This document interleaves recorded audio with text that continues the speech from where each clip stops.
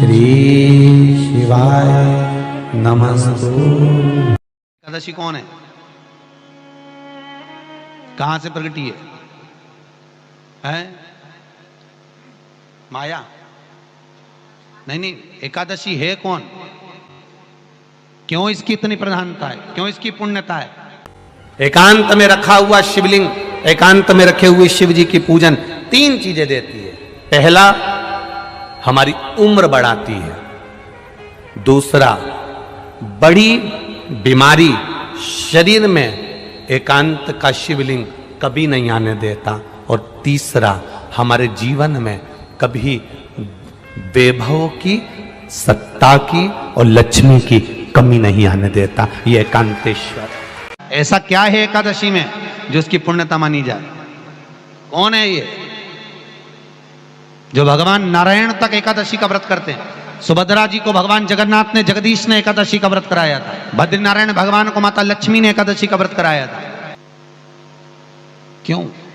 चंद्रायण एकादशी व्रत की माता। एकादशी है कौन? तो कहा जिसको व्रत करने पर भगवान नारायण भी जिसका व्रत करते हो, भगवान माता लक्ष्मी जिसका व्रत करती हो, वो एकादशी है कौन? तो शास्त्र वर्णन करता है महाराज। स्कंद पुराण का सुंदर चातुर्मास्य खंड के अंतर्गत वर्णन आया है महाराज। एक बार भगवान विष्णु आनंद में विराजमान थे। पद्मावती और माता लक्ष्मी दोनों उनके पास में विराजी हुई थी। दोनों बैठी। भगवान लक्ष्मी और पद्मावती दोनों बैठी है, एक सिर के पास, एक चरण के पास। कुछ समय बाद वहीं पर ब्रह्मदेव का आगमन हुआ और ब्रह्मा जी आगमन पाकर भगवान नारायण पद्मावती से लगकर उठे और उठकर लक्ष्मी की ओर झुके। झुकने पर इन तीनों के समागम से भगवान नारायण के हृदय चित्त से एक कन्या प्रकट हो गई। उस कन्या का नाम एका था। क्या नाम था? एका। अब 10 उसके गुण इतने प्रबल थे, वो 10 गुण उसके बड़े प्रबल थे कि वो एका जिसको निहारती थी उसको संपदावान बना देती थी। जिसको देख लेती थी उसके जीवन में वो आनंद की अनुभूतियां करा देती थी। एका जिस मार्ग से जाती थी उस मार्ग के द्वार खोल देती थी। एका का पुण्य इतना पुण्य। पद्मावती और लक्ष्मी ने कहा महाराज, ये बेटी आपके द्वारा निर्मित हुई है, इसका कन्यादान करना चाहिए। हमारे यहाँ हिंदू धर्म में रीति है, जिस दिन कन्यादान करा जाता है उस दिन व्रत रखा जाता है। अब आजकल रखते कि नहीं रखते मालूम नहीं, और कन्यादान करते समय व्रत रखा जाता है। व्रत रखना, एका का कन्यादान करना है। भगवान बोले कन्यादान करें, किसको दें? एका किसको दी जाए? एका प्रदान किसको करी जाए? पुण्यता किसको दी जाए? भगवान नारायण ने उसी समय लक्ष्मी और पद्मा से पूछा, तुम बताओ। पद्मा लक्ष्मी दोनों एका से पूछी, एका बताओ इसका पुण्य, हम आपका हस्त कमल आपको प्रदान किसको करें, हम किसको दें? एका कहती है पिताजी, भगवान से कहती है नाथ कृपा करिएगा, मेरे को अगर प्रदान करना चाहती हो, अगर मुझे देना चाहते हो तो एक काम करो। यदि आप देना चाहते हो तो भगवान एक काम, माता ने कहा कि पिताजी अगर कुछ देना चाहते हो तो ऐसी कृपा करो, संसार के मनुष्य अगर मृत्यु लोक में आकर के अंदर 2 एकादशी का भी पुण्य भाग अगर ग्रहण करते हैं तो ये एका उनकी होती है और वैकुंठ का राह खोल देती है। इनके जाने से पहले अगर मैं प्रवेश करती हुई जाऊंगी और इनके मार्ग को सुलभ बनाती हुई जाऊंगी। वो एका 10 गुण के कारण एकादशी। व्रत का सबसे पहला नियम, एकादशी व्रत का सबसे पहला नियम है कि आप जिस दिन व्रत करो उसके एक दिन पहले भक्ति का संचार इस हृदय में करो। भक्ति का संचार इस हृदय में कर लीजिए। जिस दिन आप व्रत करो, जैसे एकादशी का व्रत कर रहे हो तो दशमी के दिन शाम का समय जब आवे, रात्रि जब होने लगे, शाम का समय आवे और रात्रि का आप जब भोजन ग्रहण करो तो उस भोजन में कोई ऐसा पदार्थ ग्रहण मत करिए जिस पदार्थ के कारण आपकी एकादशी बिगड़ जाए। एकादशी का दूसरा नियम बहुत ध्यान से सुनिएगा। जिस दिन आपकी एकादशी का व्रत हो उस दिन प्रयास करिएगा कि अपने हाथ से किसी भी वृक्ष की कोई पत्ती टूट, अपने हाथ से किसी भी वृक्ष की, पौधे की, किसी भी वृक्ष की पत्ती अपने हाथ से ना टूटे। बहुत ध्यान दीजिएगा महाराज। एकादशी का ये दूसरा नियम है कि अपने हाथ से किसी पौधे की, किसी वृक्ष की, किसी डाली की कोई पत्ती ना टूटे, इसका प्रयास करिए। यहाँ पर तीसरे नंबर का जो, चौथे नंबर का जो उपाय बताया है, उपवास करने का जो नियम बताया, उसमें वर्णन किया एकादशी के दिन अगर आपका व्रत है तो आप भूलवश भी डब्बे में रखी हुई रोटी गाय को ना देते हुए कुछ थोड़ा सा फलहार, कोई केला, कोई सेब, जो आप खाते हो, अंगूर, पपीता, जो आप ग्रहण कर रहे हो, उसका थोड़ा सा भाग आप गाय को प्रदान करो। आप गाय को दीजिए। रोटी ही दिए, डब्बे में से निकाल के ले गई, गाय आई है, रोटी देना, देव मना नहीं। बाकी के दिन आप आपके बेटे से कह दो रोटी दिया बेटा जा, पर आप अपने हाथों से, आपका व्रत है तो आप फलाहार आप कर रहे हो तो फलाहार का ही दान गौ माता को दीजिए। पांचवा वर्णन किया चतुर्थ भाव में, बन सके जितना एकादशी के दिन भगवान का ओम नमो भगवते वासुदेवाय का जाप करें, या अपने गुरु मंत्र का स्मरण करें, या जो मंत्र आपके हृदय में समाहित हो, श्री शिवाय नमस्तुभ्यम, ओम नमः शिवाय, राम कृष्ण शिव, जो मन पड़े उसका भजन करें, पर दिल से करें। जितनी देर करते बने उतना देर करें। माला पकड़ने की भी जरूरत नहीं कि माला पकड़ के बैठता हूं तो घटकी जिब्या से जप लो नहीं जी, वही उतना में ही पूरा हो जाए, वही बहुत। महाराज पांचवा नियम कहा, जिस दिन आपका व्रत रहे किसी निंदक से बात ना करें। निंदक जानते हो, भाई दूज के दिन, दिवाली की जो भाई दूज होती है ना, होली दिवाली की जो दूज होती है, उनमें ऐसा गोबर का भाई दूज बनाते हैं और पास में एक चुगलखोर भी बना है, और चुगलखोर के ऊपर ऐसा भाटा धर दे, एक पत्थर।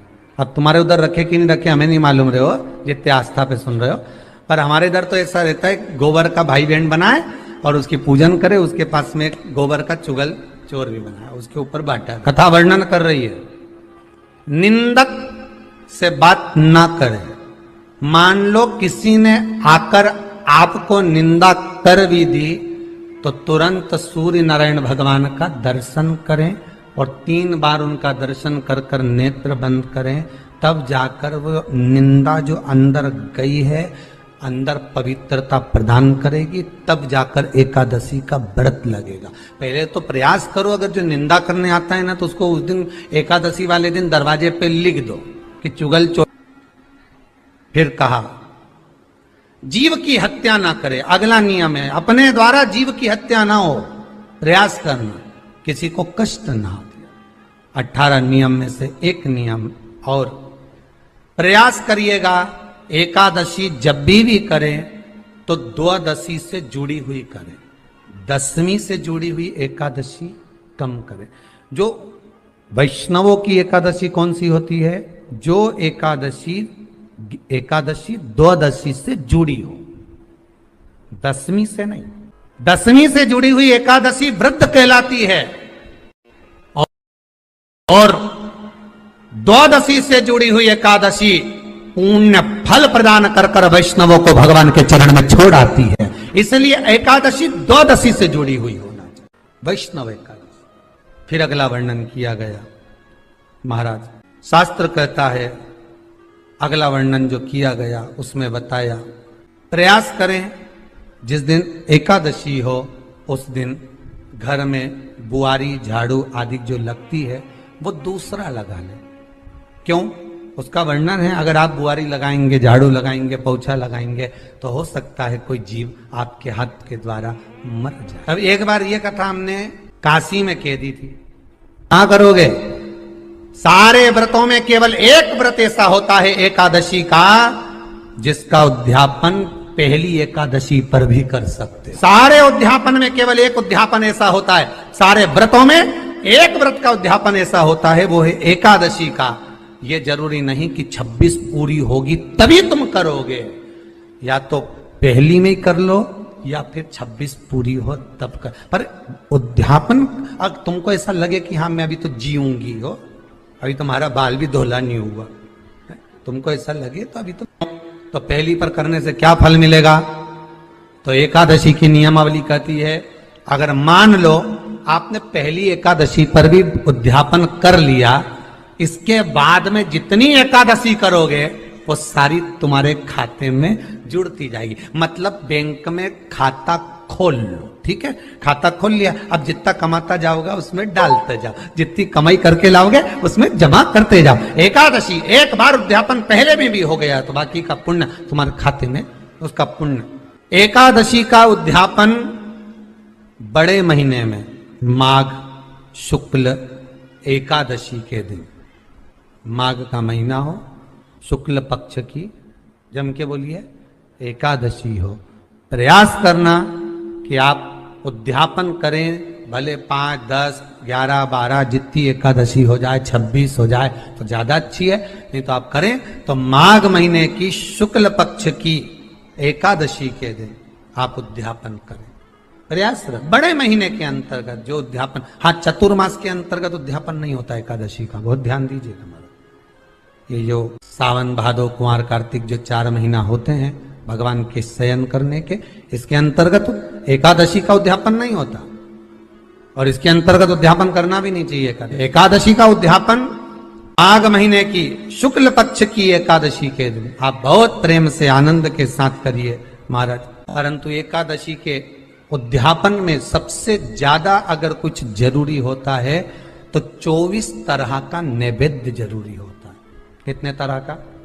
24 तरह का नैवेद्य। अब आप कहोगे गुरुजी उद्यापन हम कर रहे हैं एकादशी का, तो उसमें तो फलहार का हमें नैवेद्य बनाना चाहिए। तो फिर ये पुराण के अंतर्गत स्कंद पुराण में ये चीज लिखी है कि एकादशी का जब उद्यापन करते हैं तो 24 तरह का नैवेद्य बनाकर सिद्ध करते हैं। 24 तरह का नैवेद्य जान रख लेना, हलवा बना लो, खीर बना लो, पूड़ी बना लो, सब्जी बना लो, पकोड़ा बना लो, भजिया बना लो, ऐसे 24 तरह का नैवेद्य अलग अलग चाहिए। पर लोग क्या करते हैं, खोपरा पाक बनवा लेते हैं 1-2 किलो और 24 जगह रख देते हैं। 24 तरह का नैवेद्य रखा जाता है। एकादशी के दिन भगवान का पूजन का पूरी तैयारी कर कर, मंडल आदि बनवाकर, विद्वान ब्राह्मण को बुलाकर, कर्मकांडी ब्राह्मण को बुलाकर, जो भगवत सेवा में एकादशी का उद्यापन कराए, उन ब्राह्मण के चरणों को नमन कर कर, प्रणाम कर कर एकादशी का पूजन करवाइए। और उस मंडल की पूजन कराकर हवन द्वादशी को कराइए, एकादशी को हवन नहीं। एकादशी के उद्यापन का जो हवन होता है वो द्वादशी को। सब बोलिए एक बार जमकर, श्री शिवाय नमस्तुभ्यम। प्रैक्टिकल जरूर करना, कहीं सियोर वाला महाराज झूठ तो नहीं बोल रहा। शास्त्रों की बातें हमारे जीवन में हमें सुख प्रदान करे, इसलिए इस भाव का आनंद करते हुए आज की कथा को विराम देते हैं। वीडियो पसंद आई हो तो शेयर करें, लाइक करें, सब्सक्राइब करें। श्री शिवाय नमस्तुभ्यम, हर हर महादेव कमेंट बॉक्स में जरूर लिखें। महादेव आपकी सभी मनोकामनाएं पूर्ण करें। मिलते हैं अगली वीडियो में। श्री राधे।